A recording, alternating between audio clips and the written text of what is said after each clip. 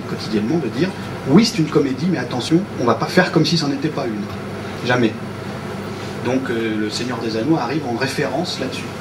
On dit à des gens, imaginez que vous prenez une licence Seigneur des Anneaux. Vous feriez ça? Généralement on dit non, avec le Seigneur des Anneaux, non. Bah voilà, donc c'est pas ça. C'est un raccourci qu'on prend pour expliquer ce qu'on fabrique, la façon qu'on aime faire. Par rapport aux personnes célèbres qui viennent jouer dans les courts-métrages, oui. Est-ce que vous avez un regret par rapport à une personne qui n'a pas pu venir, ou est-ce qu'il y a quelqu'un où vous dites mince, j'aurais bien voulu la voir? J'ai eu ce que je voulais, je désespère pas d'avoir un genre de jeu. Jean Malkovich.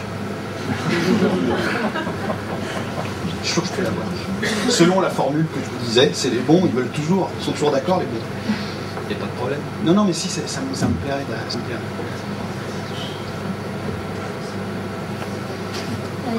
J'aimerais savoir justement si le Répurgateur, donc Elise Moon, pourrait revenir, parce qu'à un épisode, il vous a manqué de respect.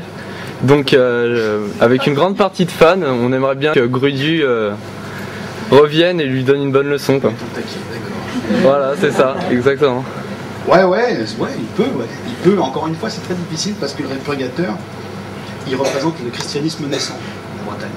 C'est-à-dire, en fait, une espèce de taré de Dieu qui s'est trouvé une nouvelle combine qui s'appelle le christianisme et qui s'est glissé là-dedans et qui en profite pour asseoir un pouvoir qu'il n'avait pas jusque-là. Je vous avoue que les trames qui sont racontées en ce moment et celles qui viennent là dans quelques temps ne tournent pas autour de ça. C'est pour ça qu'il y revient pas tout de suite. Par contre, je suis dans ces petites zones, on se fait des échanges comme ça. Est-ce que dans Kaamelott, il y a des vous suivez les légendes arthuriennes? Pas beaucoup. Encore une fois, comme je disais tout à l'heure, juste le peu qu'on connaît. Mais si je fais appel à un événement d'une légende arthurienne et que les gens ne le savent pas, ça sert à rien. Parce qu'on ne voit pas que je démonte un truc. On ne voit pas que je mets un coup de pied dedans.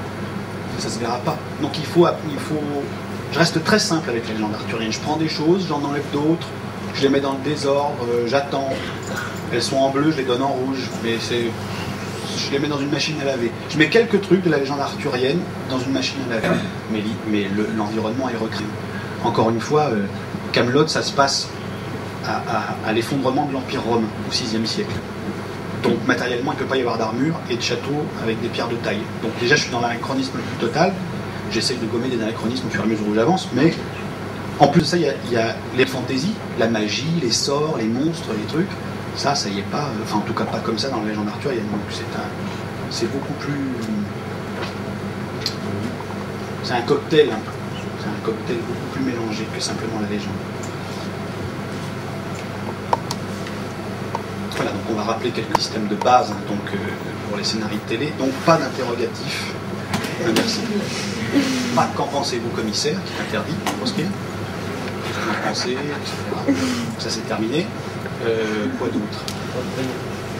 Pas de prénom, exactement, pas de prénom. Je vois que c'est un réponse suivi, c'est très bien.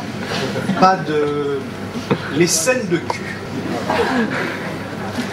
Ah non, mais là, c'est moi ou bien il y a un problème? Il y a un souci quand même. Par exemple, il faudra m'expliquer. Il faudra m'expliquer comment les gens font. Imaginez qu'il y ait quelqu'un là. Une femme là. Alors regardez. Qu'est-ce qu'il faut?